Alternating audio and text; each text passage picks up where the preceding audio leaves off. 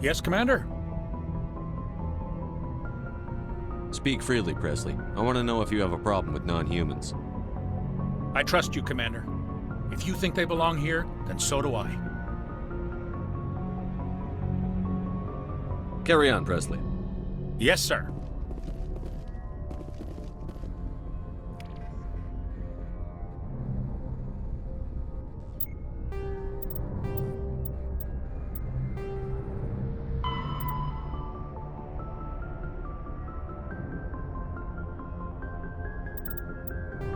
Оружие. Поиск.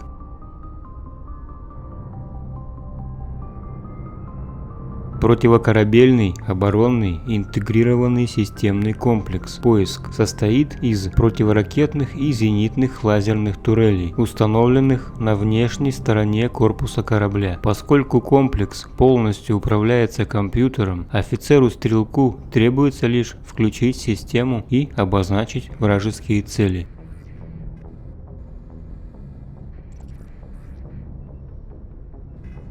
Поскольку лазеры двигаются со скоростью света, ни одна цель, двигающаяся с нерелятивистской скоростью, не сможет уклониться от них. Луч всегда поражает цель, за исключением случаев неверного выбора цели. Точность стрельбы в начале ведения огня составляет 100%. Лазеры не уничтожают 100% целей, но такая задача и не ставится. Поврежденные истребители прекращают огонь, им необходим ремонт.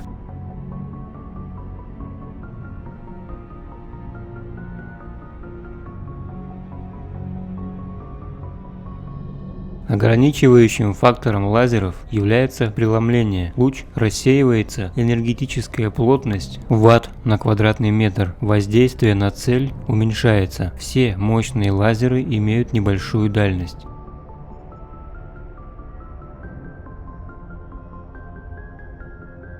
У системы поиск есть еще одно ограничение – тепловыделение. Лазерам военного класса требуется время на остывание, в течение которого тепло поглощается радиаторами. В процессе стрельбы температура внутри лазера растет, при этом снижается урон, дальность и точность.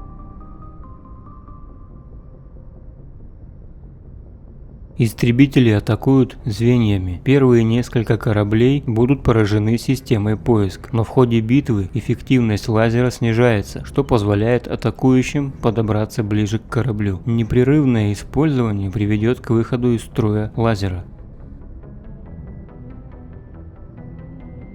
Лазеры системы поиск обычно используют инфракрасные частоты. Использование более коротких волн могло бы заметно увеличить дальность и урон, но износ линз и зеркал сильно бы увеличил расходы на обслуживание лазеров. Зачастую механическая надежность ценится выше, чем невероятные эксплуатационные характеристики. Тем не менее, соларианцы используют частоты, близкие к ультрафиолету, что позволяет им увеличить дальность лазеров почти в 6 раз. Возможность иметь дополнительное время на то, чтобы сбить приближающуюся ракету, им кажется намного важнее.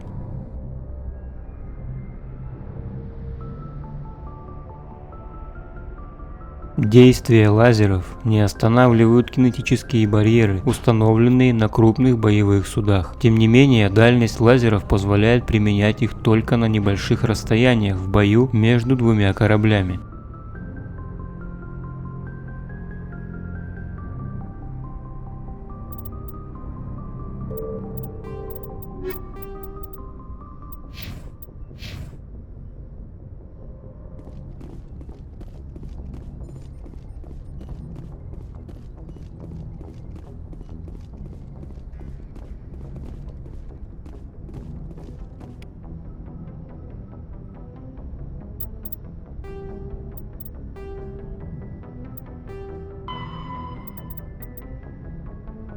Космические сражения. Время ведения боя.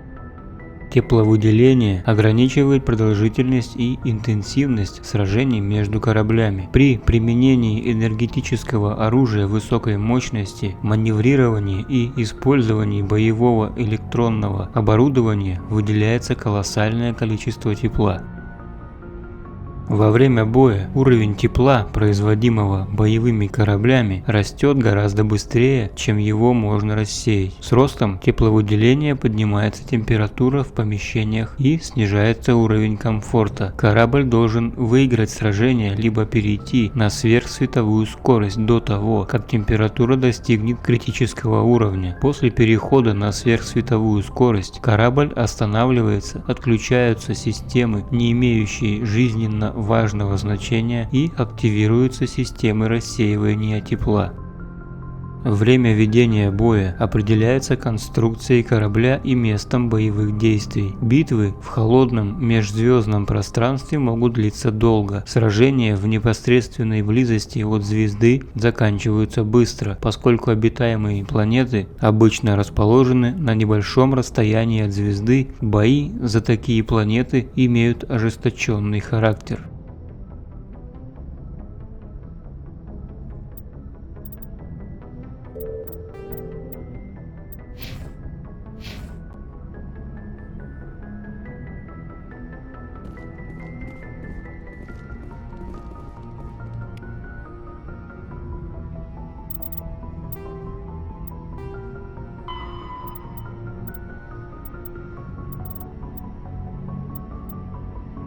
Космические корабли, тепловые системы. Рассеивание тепла, которое выделяется при работе бортовых систем, представляет чрезвычайную важность для корабля. В случае, если это сделать не удастся, команда может сгореть внутри корабля.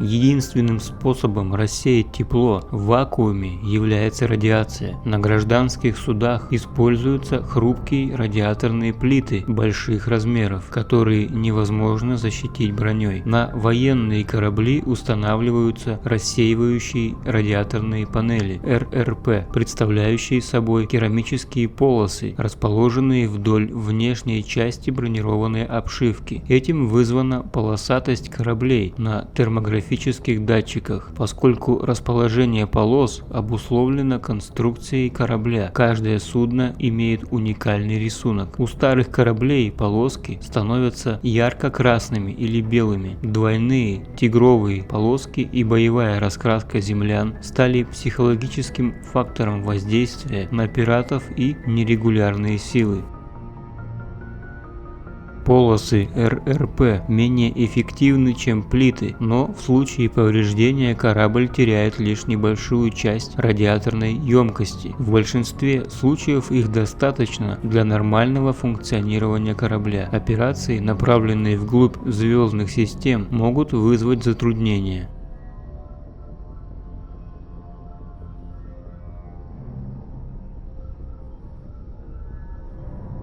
В бою оружейные системы корабля и двигатели способны выделять колоссальное количество тепла. Во время боевых действий, в окружающей среде, температура которой имеет повышенные значения, военные корабли используют высокоэффективные капельные радиаторы.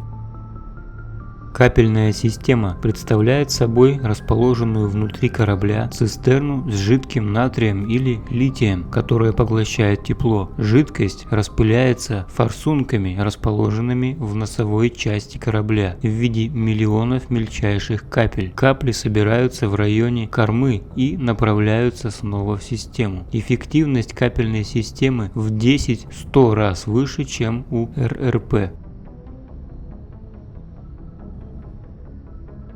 Потоки капель напоминают движение морского судна по воде. Волны сходят при резких поворотах, когда корабль меняет курс, оставляя за кораблем шлейф капель.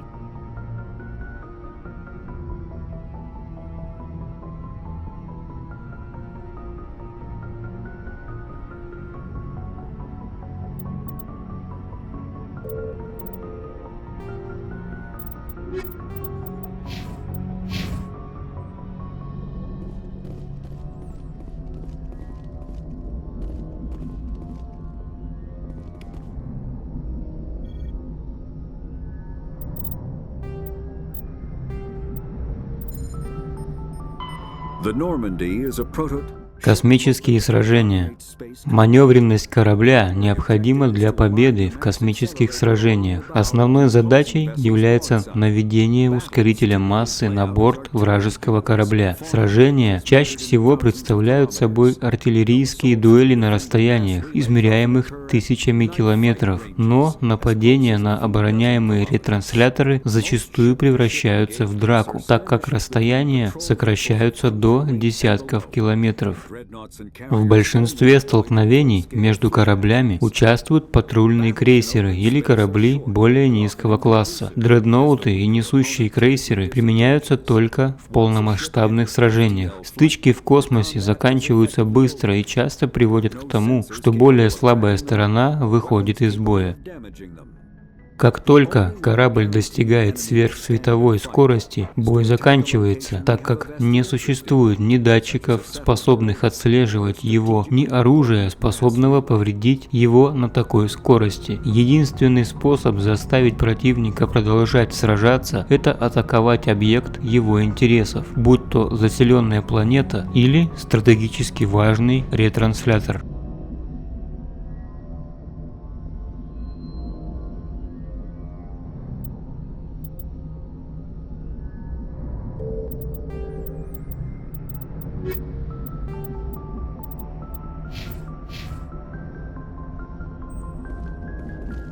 I prefer gold to silver, you know, for my metal. I figured you'd recommend me for one since I pulled your boots out of the fire.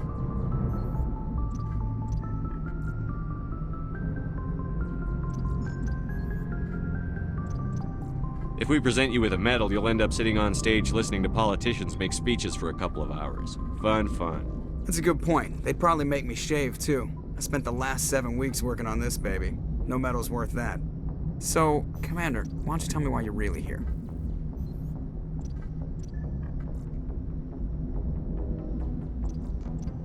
How's the Normandy performing? Is she everything they said she'd be? She's the best ship in the fleet, if you've got a pilot who knows how to handle her. Balance isn't what you'd expect. Takes a while to get used to that oversized drive core we got stuffed in the back, and her power can sneak up on you if you're not careful. The Normandy's probably too much ship for your average Alliance pilot, Commander. Lucky for you, I'm anything but average. I have to go. All right, see ya.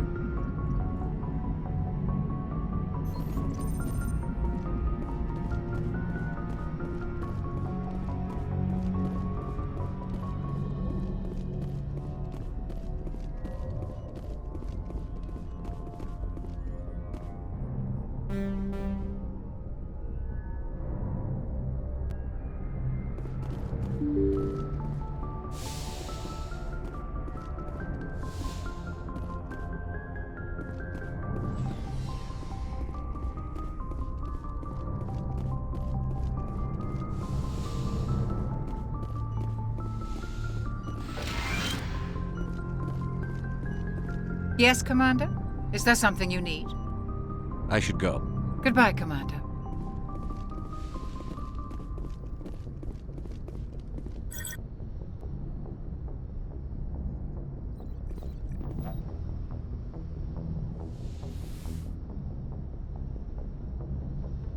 Commander, are you coming to check up on me?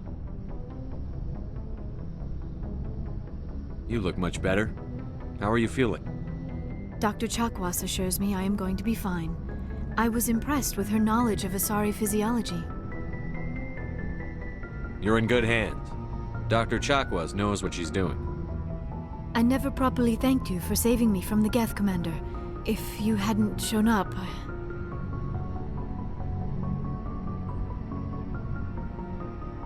I'm just glad we got there in time. So am I. I know you took a chance bringing me aboard this ship. I have seen the way your crew looks at me. They do not trust me. But I am not like Beniziah. I will do whatever I can to help you stop Saren. I promise.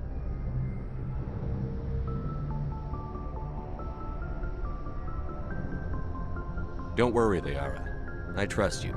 I know you won't let me down. It means a lot to hear you say that, Commander. Thank you.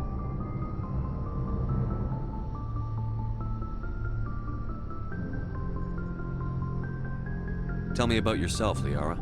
Me? I am afraid I am not very interesting, Commander. I spend most of my time on remote digs, unearthing mundane items buried in long-forgotten Prothean ruins.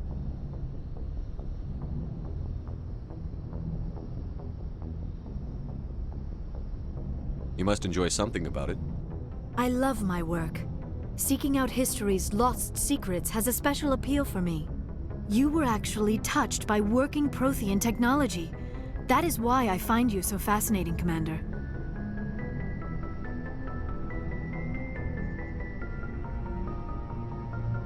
Sounds like you want to dissect me in a lab somewhere. What? No, I did not mean to insinuate. I never meant to offend you, Shepard. I only meant that you would be an interesting specimen for an in-depth study. No, that's even worse.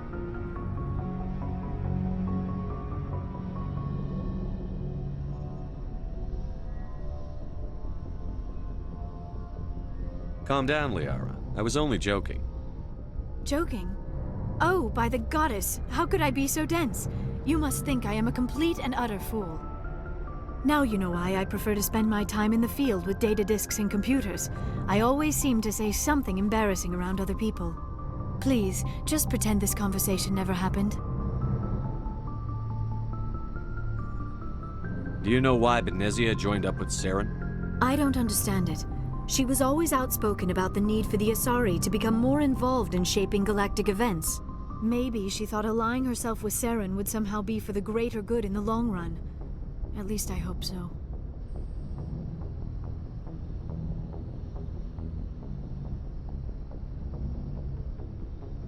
This hurts you, doesn't it? None of this makes any sense to me. I have not spoken to Benzia in many years, but I know her, and this was not like her. Something changed.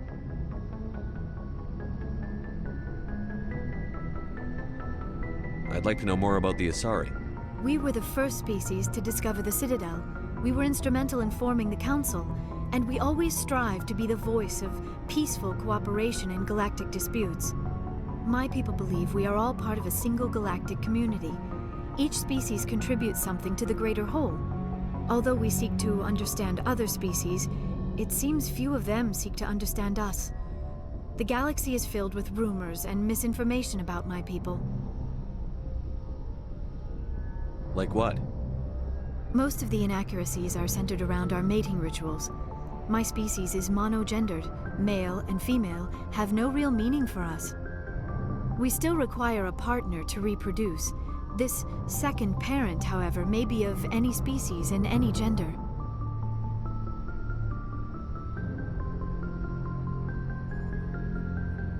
I don't understand. Your species can mate with anyone? Mating is not quite the proper term, not as you understand it. Physical contact may or may not be involved, but it is not an essential element of the union. The true connection is mental. Our physiology allows us to meld with other beings. We can touch the very depths of their minds. We explore the genetic memory of their species. We share the most basic elements of their individual and racial identities. We then pass these traits on to our daughters. It is how we learn to grow as a species and how we develop a greater understanding of other races.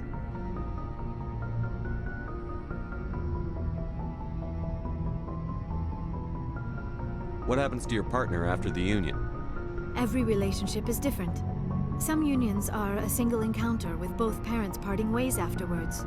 Others can be more long-term. Sometimes an Asari and her partner will stay together for many decades.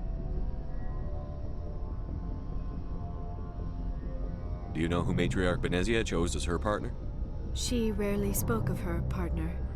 Though I know my father, if you want to use that term, was another Asari.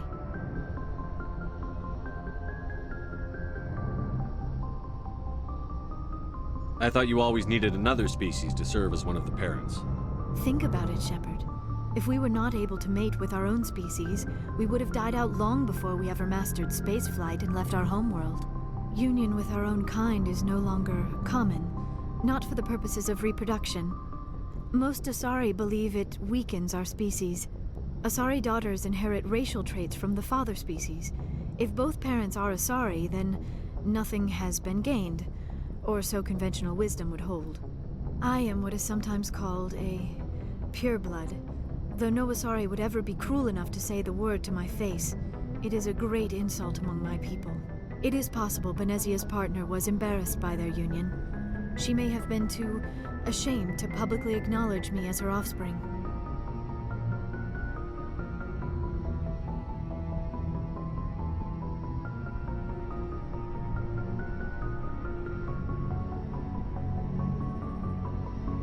Maybe she wanted to meet you but couldn't. Something could have happened to her. Maybe she passed away. You might be right. I hope you are. But I have no way to know for sure. Benezia never spoke of her partner. Whatever happened, it caused her too much pain to dwell on it. She raised me by herself, though that is not uncommon. Many Asari raise their children alone, particularly if the father species is short-lived. Often the partner will pass on long before the child reaches maturity.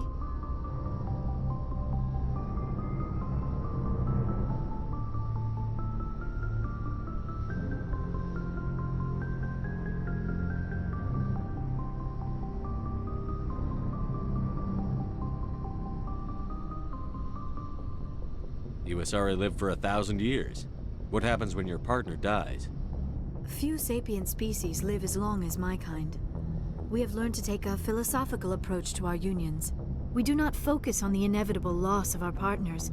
Instead, we enjoy the time we spend with them. And even after they're gone, a part of them lives on in us. The union is a connection that transcends both time and space. Do you know who Matriarch Benezia chose as her partner? She rarely spoke of her partner.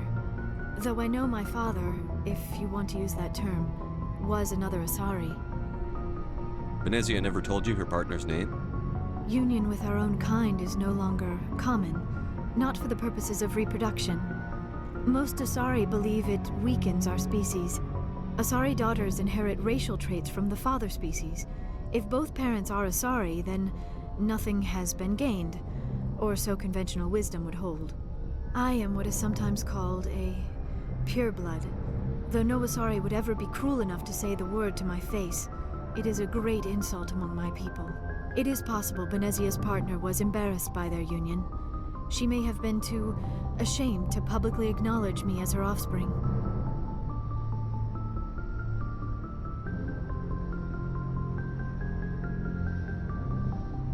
How could anyone abandon their own child? I cannot answer that. This is all speculation on my part. It is possible she wanted to be part of my life, but something happened to her before she had the chance. Benezia never spoke of her partner. Whatever happened, it caused her too much pain to dwell on it. She raised me by herself, though that is not uncommon. Many Asari raise their children alone, particularly if the father species is short-lived. Often the partner will pass on long before the child reaches maturity.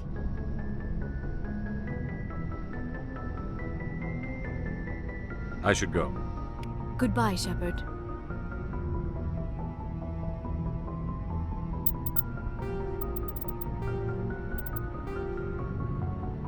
Азари. Культура. Длительная продолжительность жизни Азари стала причиной их необычного созерцательного отношения к жизни. Сталкиваясь с незнакомой расой или новой ситуацией, Азари предпочитают не предпринимать незамедлительных действий, а наблюдать со стороны, не вмешиваясь. Их не смущает, что какие-то их действия и решения могут оправдаться только через десятки или сотни лет. Решения матриархов кажутся порой необъяснимыми, но их проницательность становится очевидной, когда тщательно выношенные планы приносят плоды. В межзвездных отношениях такой подход выливается в скрытой политике центризма. Азари инстинктивно ищут способы поддержания экономического, политического и военного влияния. С незапамятных времен Азари добивались влияния путем культурного доминирования и интеллектуального превосходства. Они предлагают новым развитым расам стать частью галактического сообщества, осознавая, что их идеи и верования неизбежно станут частью существующей культуры.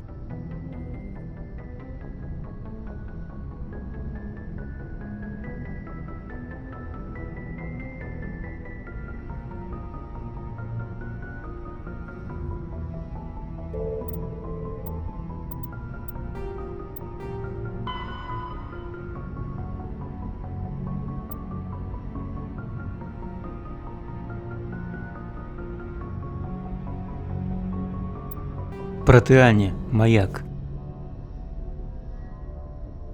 Протеанский артефакт, получивший название «Маяк», был найден в ходе раскопок, проводимых на Иден Прайм, колонии Альянса. Схожесть маяка с протеанскими базами данных, найденными на Марсе, незамедлительно вызвала интерес Альянса и Совета Цитадели. Он оказался твердотельным накопителем данных, являвшимся частью коммуникационной сети, развернутой по всей галактике наподобие современного экстранета. Находки неповрежденных образцов протеанских технологий встречаются редко. Маяк мог послужить очередным квантовым скачком развития технологий, как это случилось после обнаружения двигателей, использующих эффект массы и ретрансляторов.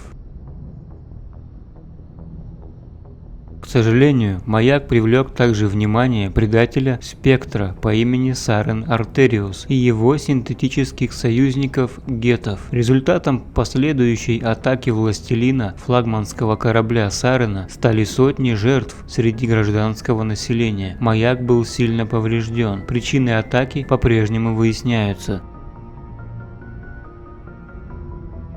Во время операции по спасению маяка устройство произвело выброс энергии, в эпицентре которого оказался старший офицер Альянса, командующий фрегатом Нормандия. Капитан-лейтенант Шепард выжил, вреда его здоровью обнаружено не было. После инцидента маяк отключился, устройство не функционирует.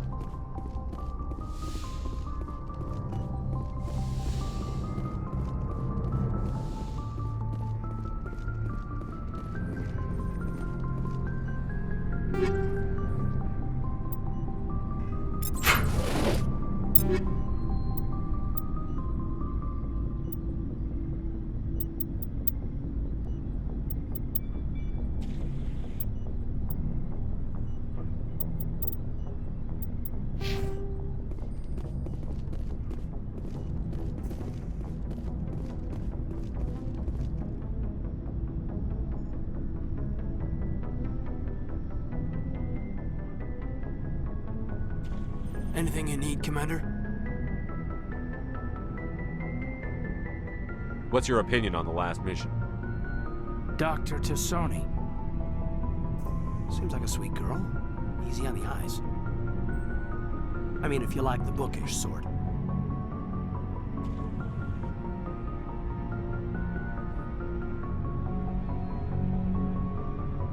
Just remember, Lieutenant, I saw her first. Only by a few seconds, sir.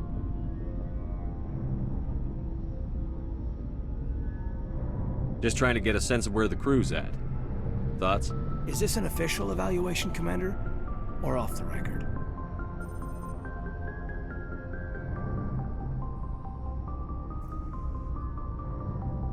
Like I've got time to write you up. You have something you want to say, feel free. Fair enough. Truth is, there's something wrong with all of this.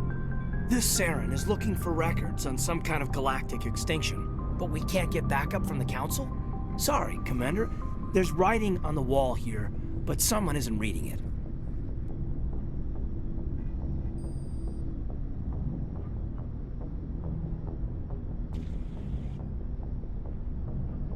The Council doesn't want to believe anything's wrong. I'd call it human nature, but... I hear you. It just seems like a group that's been around as long as the Council should see this coming. Sorry if I got too informal. Protocol wasn't a big focus back in Bot.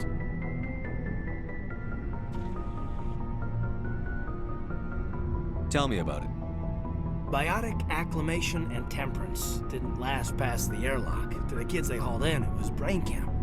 Sorry, hauled in is unkind. We were encouraged to commit to an evaluation of our abilities so an understanding of biotics could be compiled.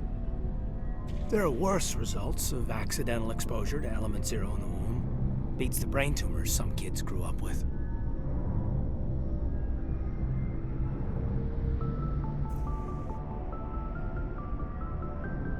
Seems like you beat the odds. How many didn't make it? Out of 100, maybe 60 have no effect. 30 suffer adverse effects, little things like brain cancer. The other 10 show enough ability to augment with implants. Not always permanent, though. Not like the cancer. Next thing you know, you're out on Jump Zero. And how's a kid supposed to deal with that? A station at the edge of human space.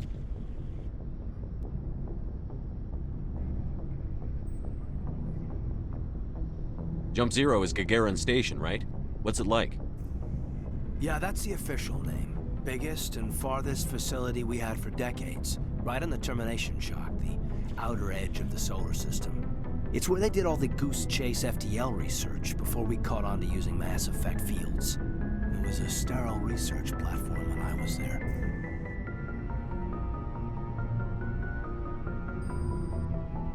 There were other kids in the same boat, right? At least you weren't alone out there. That's true. We did have a little circle that'd get together every night before lights out. We didn't have much to do, though. It was a research platform then, and Kinetics kept Jump Zero off the extranet to prevent leaks.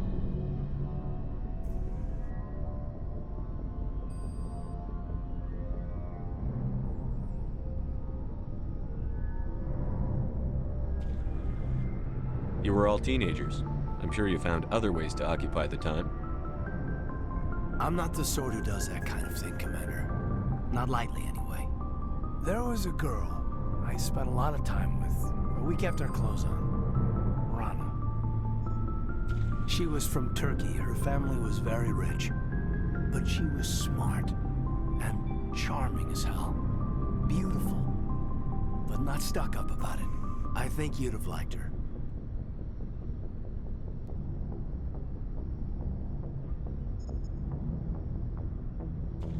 Sounds like she was special to you. She was. Maybe she felt the same. But things never felt together. Training, you know. You know of any intentional exposures for certain? No one knows. Doesn't mean they didn't happen. As big as the exposures were, it was hard to track down accidentals. It was different then. No one knew the potential, so there wasn't a lot of regulation. Anything Kinetics did was gold. I'm not saying they intentionally detonated drives over our outposts, but in retrospect, they were damn quick on the scene.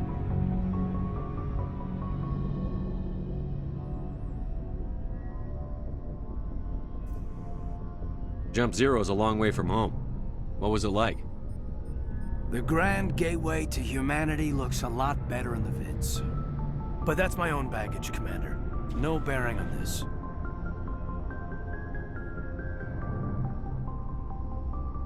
Alenko, there's no regulation that says you can't be friends with your commander. I appreciate that, Commander. I just don't want you to think that I'm a whiner. Besides, I've got my past squared away.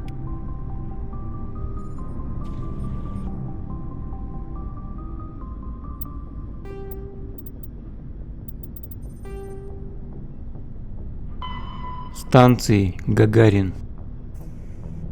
Станция Гагарин – крупнейшая космическая станция, построенная землянами. Станция имеет конструкцию сферы Бернала. Диаметр обитаемой секции составляет 500 метров. Она была построена за пределами Плутона на расстоянии около 80 астрономических единиц, 12 миллиардов километров от Солнца. Доставка команды и материалов стала причиной разорения многих спонсоров.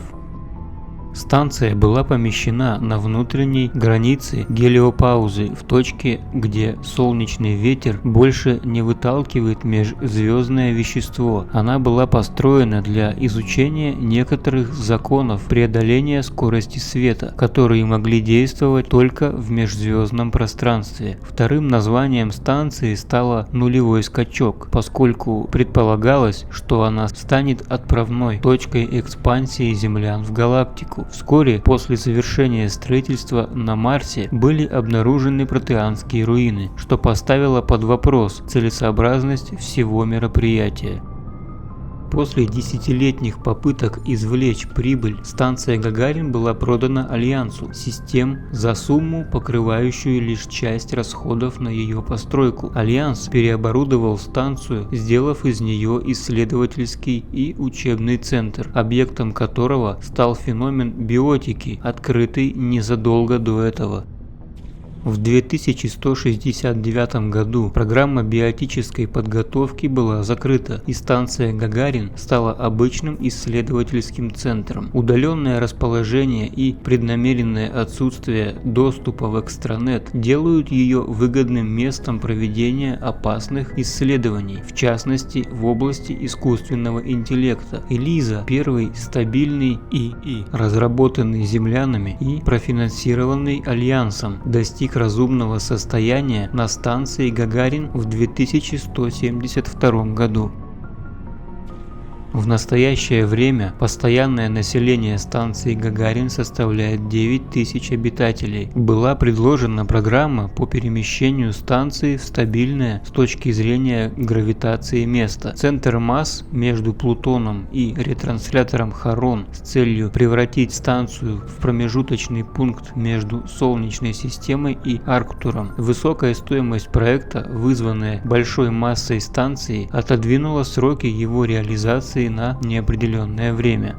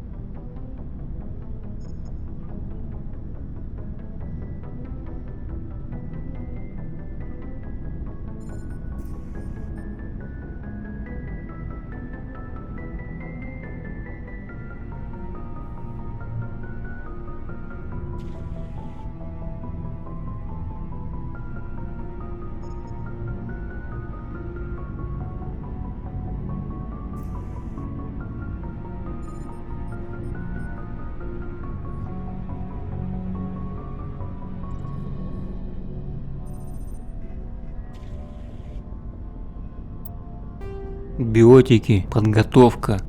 Биотические имплантаты и усилители дают лишь возможность создавать устойчивые поля эффекта массы. Сможет ли биотик создать такое поле, в основном зависит от его подготовки.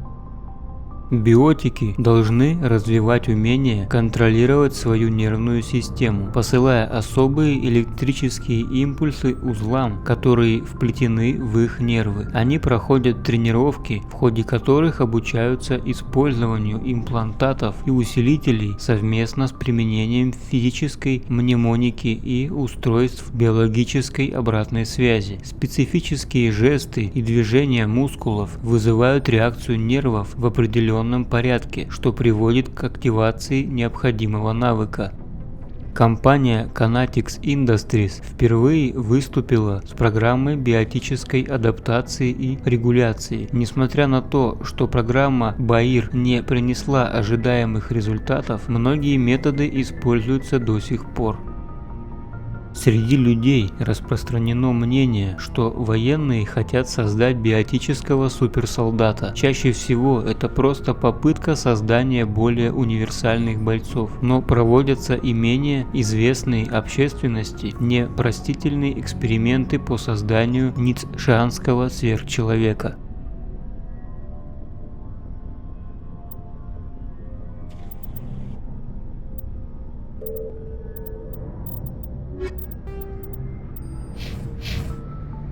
Anything you need, Commander? Just trying to get a sense of where the crew's at. Thoughts? I've wasted enough of your time for now, Commander. We'll have time for personal debriefings later. What's your opinion on the last mission? Dr. T'Soni. Seems like a sweet girl. I mean, if you like the bookish sort. Any intentions there, Lieutenant? No, Commander. Just art appreciation. We'll talk another time, Lieutenant. Commander?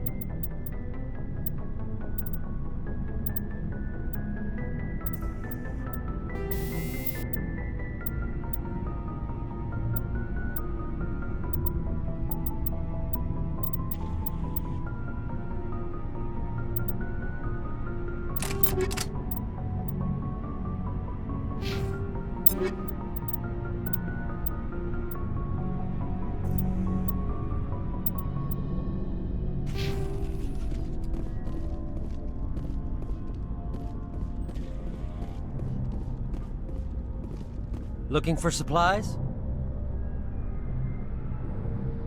Let's see what you've got. You bet, Commander.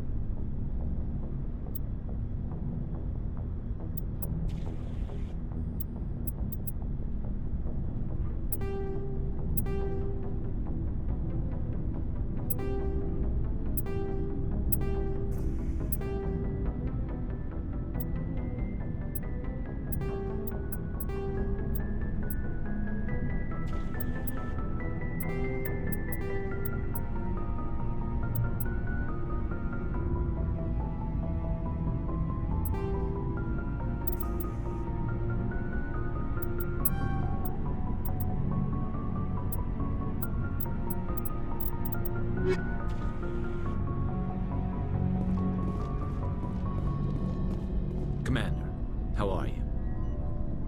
Why did you want to be a CSEC officer in the first place? That's a good question. There were several reasons, I guess. Like what? Probably the same as most officers. I wanted to fight injustice, wanted to help people. I guess my father had something to do with it too. He was CSEC, one of the best. I grew up hearing about his accomplishments or seeing his picture on the vids after a big arrest. He's taking my resignation pretty hard. That's tough, but you'd think he'd be impressed you're going after Saren. My father's a CSEC man to the bone. Do things right or don't do them at all, he says. He thinks I'm being too rash, too impatient. He's worried I'll become just like Saren. He actually talked me out of becoming a Spectre when I was younger, for the same reasons.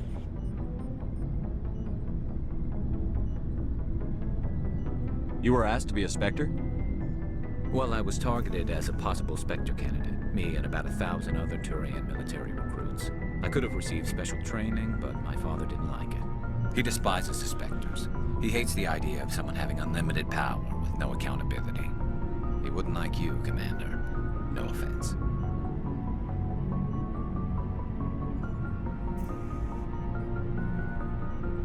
I suppose I can understand his concern. You can, but Saren's not going to play by our rules, CSEC's rules. If you want to nail Saren, you need to send someone who isn't restricted by policies and procedures. You're a quick learner, Garrus. We'll beat him at his own game. It's the only way to stop someone like him. I'm right behind you, Commander.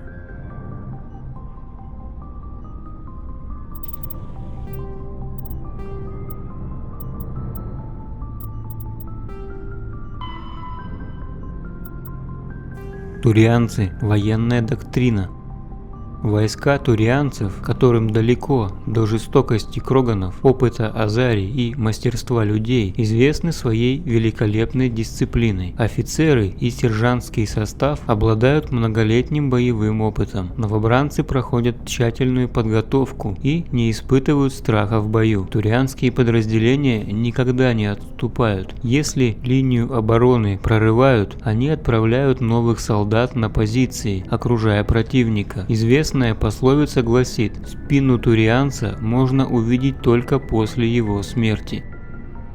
Набор в учебку происходит по достижении 15-летия. Прежде чем солдат будет приписан к войсковому подразделению, он проходит обучение в течение года. Большинство служит до 30 лет, после чего уходят в запас. Даже в случае ранений, не позволяющих служить на передовой, многие соглашаются работать в тылу.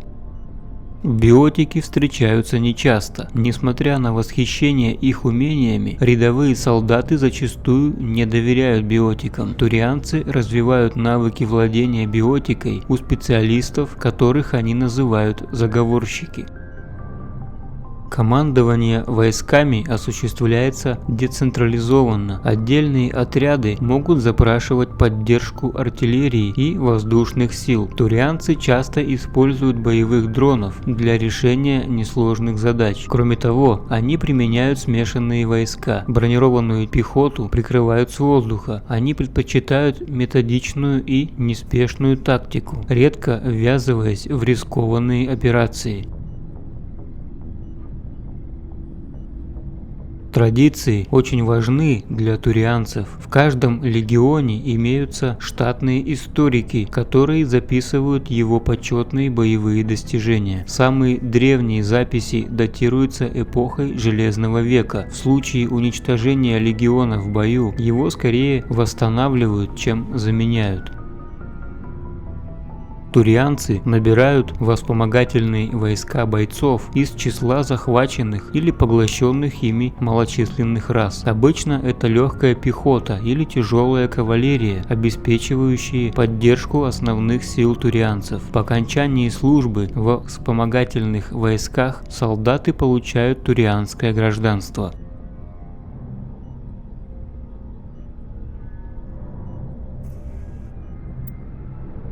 Турианцы – культура. Несмотря на то, что турианцам свойственны индивидуальные желания, инстинктивно они стараются считать себя частью группы и ставят общие интересы выше личных.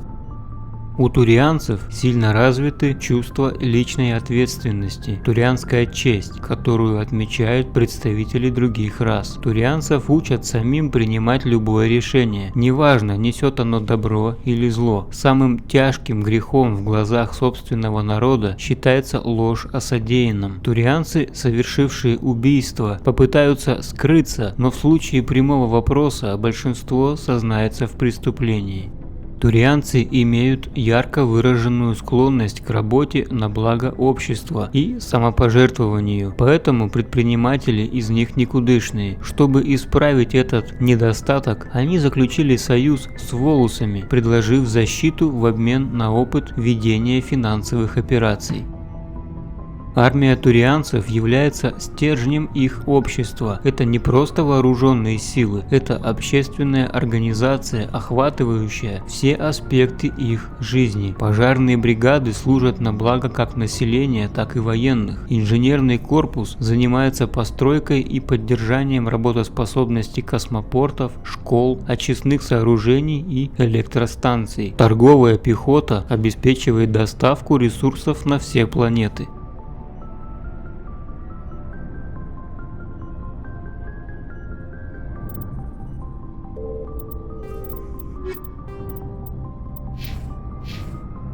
Commander, good to see you.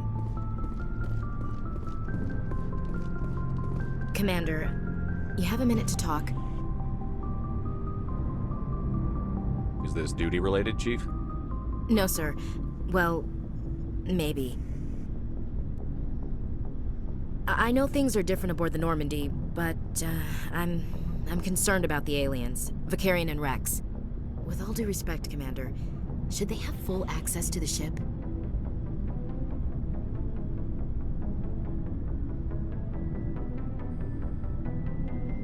Don't mince words, Chief. What's your concern? This is the most advanced ship in the Alliance Navy. I don't think we should give them free rein to poke around the vital systems. Engines, sensors, weapons.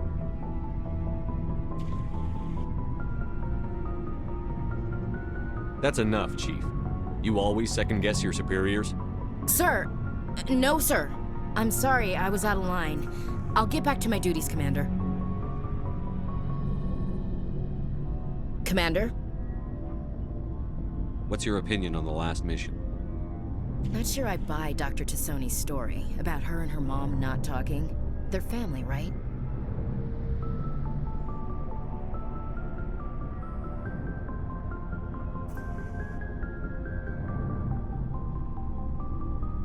I think she's being straight with us. Or at least, I don't think she lies very often. Yeah, she's probably really bad at it. Hey, want me to ask her about her sex life?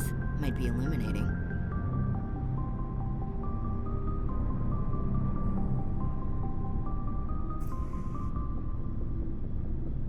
I don't think she's used to teasing. Good-natured or otherwise. No fun, Commander. Too bad those ruins got destroyed. I mean, they lasted thousands of years. That's impressive.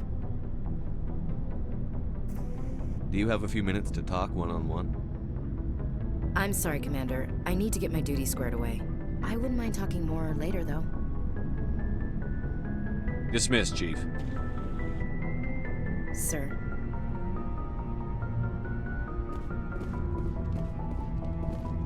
So, we've got Saren on the run.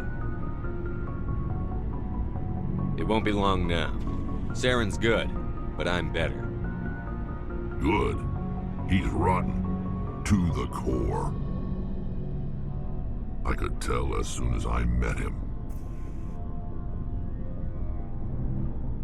Why didn't you tell me this sooner? I would have if I thought it was important.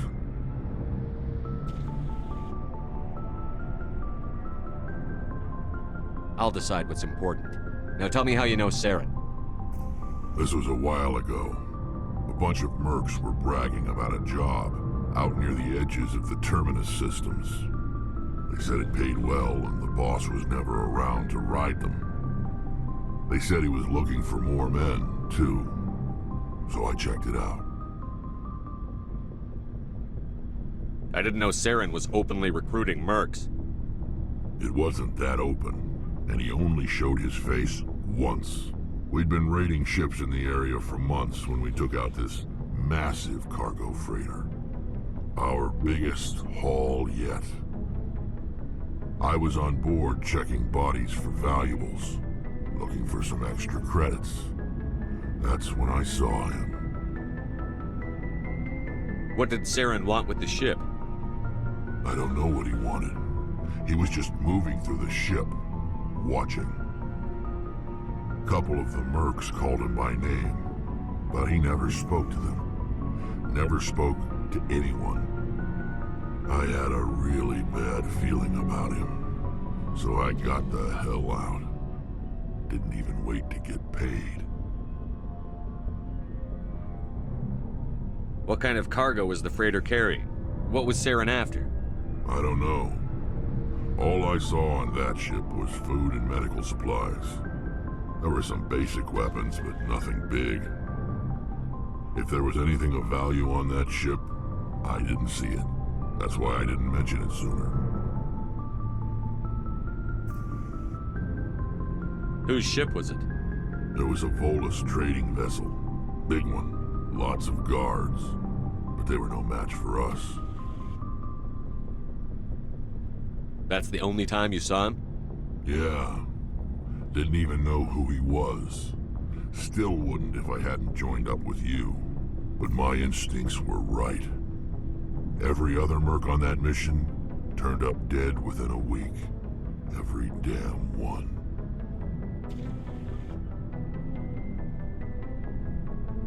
So long, Rex. Shepard.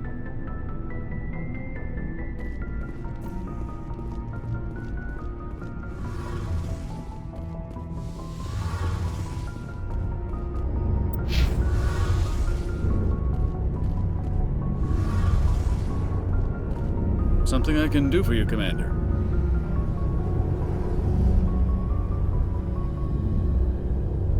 Where else have you served, Adams? If you name a class of Alliance ship, I've probably served on it. Everything from dreadnoughts and carriers right down to frigates like the Normandy. My last assignment was on the Tokyo, only a cruiser, but she was a good ship. Couldn't hold a candle to the Normandy, though. Carry on, Adams. Aye, aye, Commander. Oh, hello, Shepard. Are you okay? I don't know. Your ship is amazing, and your crew's been really great to me, especially your chief engineer. But I just sort of feel out of place. The Normandy runs so smooth it feels like we're not even moving, and the engines are so quiet. How do you sleep at night?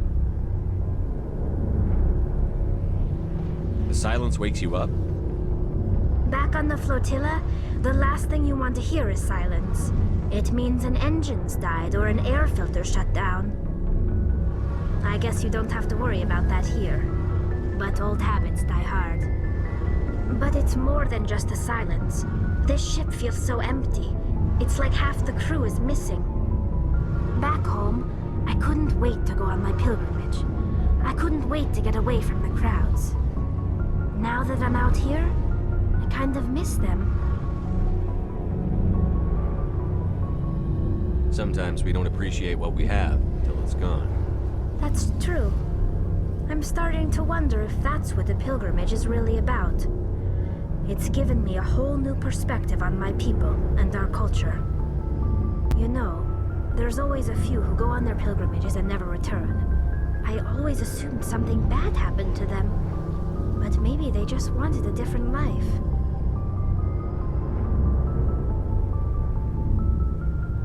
You do plan to return to the migrant fleet, right? I could never abandon my people, Shepard. I will go back eventually. But we have to stop Saren first. Otherwise, I might not have a home to go back to. I should go. See you later. Hey, Shepard. Do you need something? I should go. See you later.